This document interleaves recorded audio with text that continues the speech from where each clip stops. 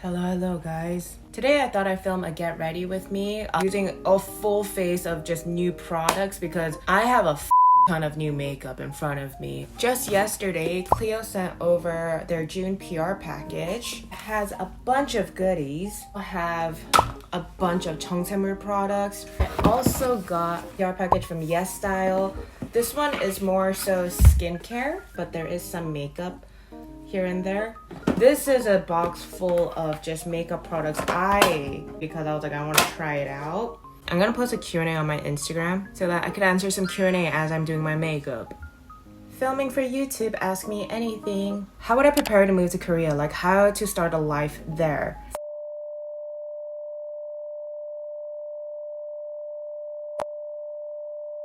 First of all, before you officially move to Korea, allocate around 2, maybe if you can, 3 months of just visiting Korea first. Get to know and acclimate to the Korean life a little bit, and this is going to be very different than vacationing in Korea. Allocate 3 months of your life living a mundane everyday life here in Korea, and if you enjoy it, then start looking into the moving process. But before then, don't be like, oh my god, I'm gonna move to Korea. Seems like a great place because of all the TikTok videos that I see. No, don't do that. So that's my practical advice number 1. Number 2, you're gonna have to figure out what you're gonna be coming in as. Are you gonna coming in as a student, like a college student? Or are you gonna be coming in as a working adult? Just be 100% aware of what you're getting yourself into. Regardless of what you're coming in as, you're gonna need a visa, whether it's a student visa or a working visa. Just be mindful of that. But I would say that kind of is going to be quite helpful because if you're going to be coming in as a college student, exchange student, your university should be helping you with the transition process. For example, like your university might give you dorms. So that's going to take off a big burden off your chest.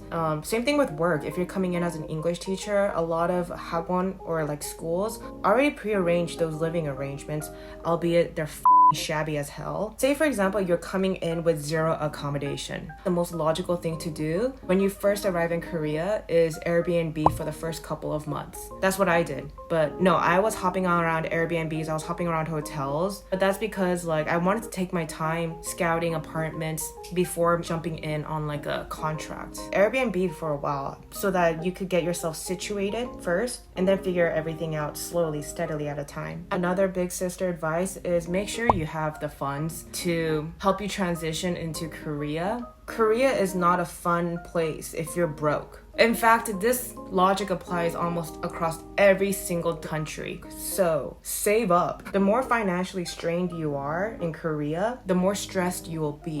When you're stressed, you're not gonna enjoy anything. So, don't be rash.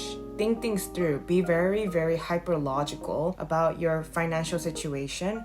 If you had an entire day just full of content and no money limit, what would you do and go? What does it mean by full of content? If I had a no money limit, I would definitely go to rodeo, 압구정 rodeo, and just spend money like a boss-ass rich bitch. You guys have most likely heard about these kind of narratives many times, but Korea is very classist. They're also very based on looks. What do I mean by that? If you're gonna go into a department store wearing kind of average clothes, the workers will scan your clothes and make judgments based on how you're dressed. For example, I dress very normal. I'm a very simple, plain girl. But if I walk into a department store wearing that kind of clothes, they will literally scan me and maybe not even assist me in whatever I need. And that has happened before. I did go to a watch shop, which I will not name, to get a birthday present. The thing is, I knew the exact model of watch that I wanted to buy. I'm gonna go in, ask for this model, pay, come out. 10 minutes max. It was like an errand for me. Because it was an errand, I was like, you know what, I'm just gonna be in comfortable clothes. So I go into the store. There's like no other customers in that store. I don't even get greeted. Not even a welcome. I took note of it, of course, because that's just basic common customer service courtesy in Korea. And there were like 2 workers behind the glass table of watch displays. 3 minutes later, another customer walks in, dressed very prettily, and they greet her and her boyfriend. I obviously took note of that. I was like, what the whatever. Eventually, that customer that walked in, she left within like 2 minutes. So once that customer left, I was like to the worker, I was like, excuse me, can I get this watch? And she was like, oh, 보여드릴까요? And I was like, no, I want to purchase it. And she was like, oh, okay. You don't even need a high EQ to understand what was going on. Like, it was very obvious that she was taken aback that I would actually be making a purchase here, let alone without even like kind of looking too much, scrutinizing the watch. You know what I mean? Because the watch, it's not considered a luxury watch, but it is still considered on like the higher end watches. There's this quote in a Korean drama. 명품 매장 다니니까 니들도 명품족인지 착각하나 본데 제일 한심한 게 사람 걸친 걸로 판단하는 거야. Sorry, this was a very big sidetrack. But yeah, I would go to rodeo, spend a ton of money. 돈지랄. In Korean, that's called 돈지랄. Because when else would I do that? For food, I would just go eat 1++ 한우 고기. If you guys didn't know, it's like the really premium cut of Korean beef. Melts in your mouth. Oh my god. Best place I've ate hangu gogi is this place called Pink Salt. So the unique thing about this place called Pink Salt, the first floor is actually a butcher shop where you get to pick out the meat that you want to eventually grill and eat on the second floor. And yo, you will see how expensive they can get. Highly recommend that place. What is your favorite convenience store drink combo? Definitely the Milkus and the blue lemonade. So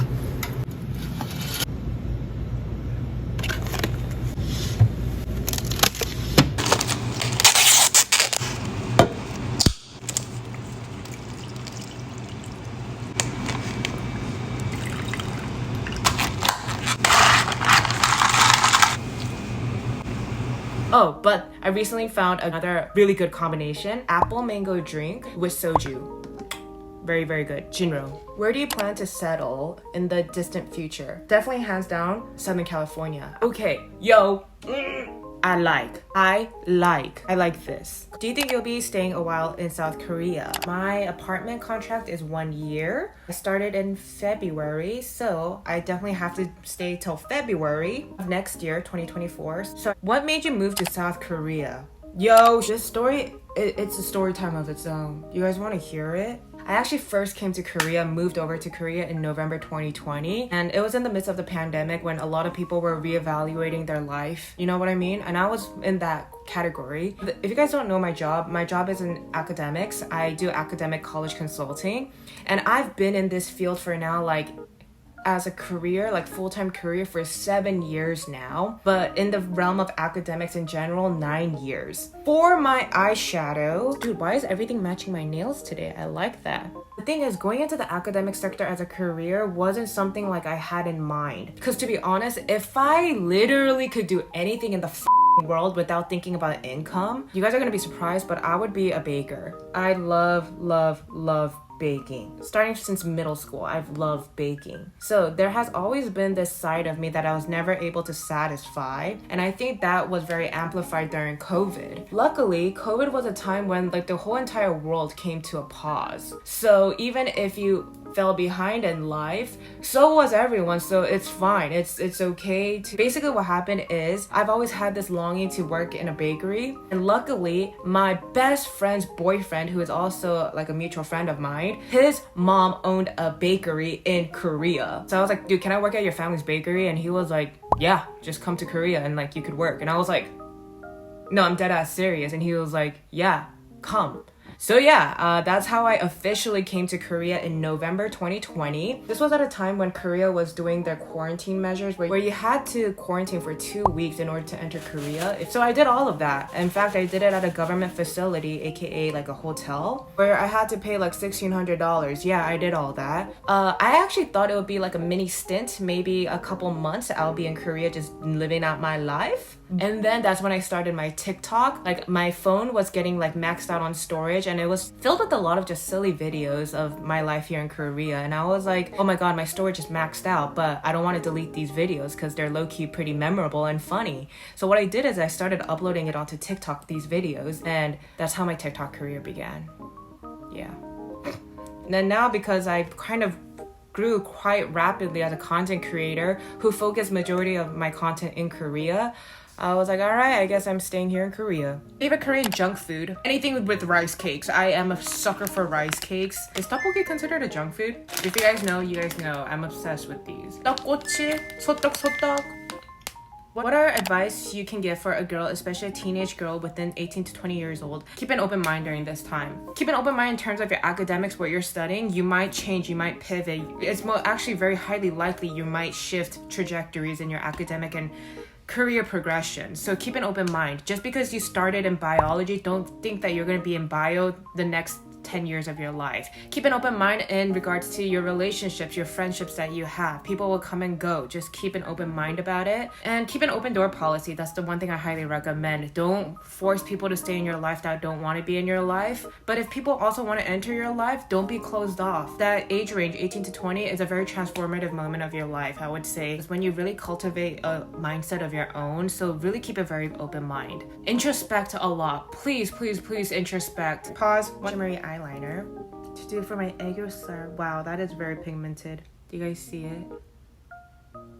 Can native Koreans tell you're from the States accent-wise? Yes. Not just my accent, but just the way I do my makeup. It's very obvious that I'm not like a Korean. Do you miss your weightlifting past? And what were your best numbers in the gym? Okay, so if you guys didn't know, there was a time period in my life where I was like a fucking beast in the gym. I loved lifting heavy. I did all the main lifts. Okay, JK, I didn't really bench because benching alone in the gym is scary. And I usually went to the gym alone. I loved going to the gym alone, like putting on AirPods and just zoning in on what I had to do. So I did everything. Barbells, cables, dumbbells, everything. And I just loved lifting heavy just because of like the adrenaline rush that it gave me and the confidence boost that it gave me, feeling like a fucking beast.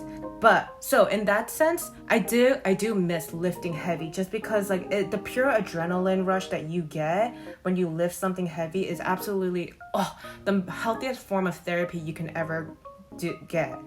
But what I don't miss about lifting heavy is the repercussions of the transformation of your body. The thing is, definitely lifting heavy transformed my physique. Like I was getting really like toned arms. The thing is, I gained muscle really, really fast. So like my shoulders were becoming very muscular. My back was becoming very muscular. My abs were on like another level.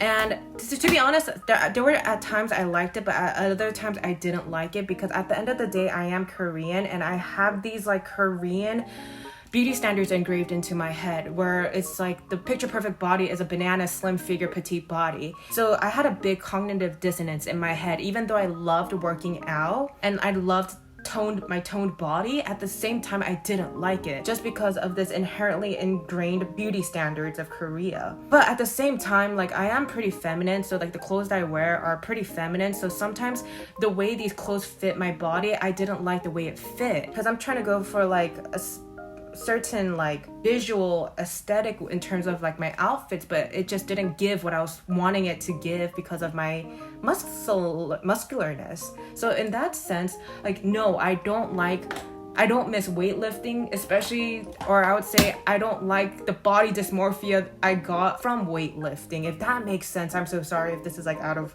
control. So in terms of my best numbers in the gym, to be honest, I actually do not remember my best numbers because at the time when I was actually lifting quite heavy, I had a personal trainer who was documenting all my progress. But if I do remember correctly, like my 1 rep max was like 2 plates on both sides for deadlift. And then for squat, it was like, sorry, I don't do math. I just remember it by the plates. 1 plate and a 25. That was like my 1 rep max. Bench, I didn't really do it, like I said. But when I did weightlifting, a lot of the times I did high reps and just a moderate weight. My phone was charging a bit, so I just braided my hair. Not a question, but I love your videos. Been here since the convenience store drinks. Love you. Thank you guys. I'm gonna assume the people here on YouTube actually don't really know this fact, but I am actually the one who started the really like mega viral convenience store drink pouring ice cup thing. It's actually a very funny story if you guys want to hear it. Okay, so to be honest, that whole entire convenience store series, like the mega viral trend that I created, it all started out of a mistake. At the time, one of my most requested videos was, Anna, can you do a full day of eating vegan food in Korea because people wanted to know what kind of vegan options there are in Korea, and I was like, I bet, let's do it. So I was like doing my thing, eating vegan food, and then for dinner I was like, what should I eat? And I was like, since it's Korea, let's do one meal in a convenience store because that's actually an experience you've got to live in Korea. If I was like, I bet for dinner let's do a convenience store meal.